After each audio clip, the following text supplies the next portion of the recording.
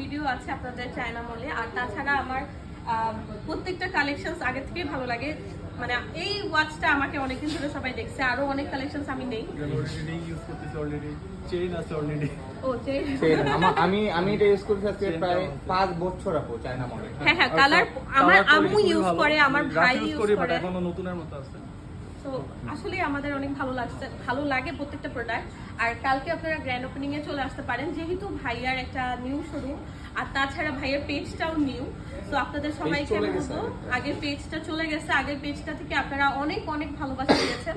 আমি সবাইকে রিকোয়েস্ট করবো যে এবারও আপনারা এই নতুন পেজটায় অনেক অনেক ভালোবাসা দিবেন, অনলাইন বা অফলাইন যেভাবে আসতে পারেন।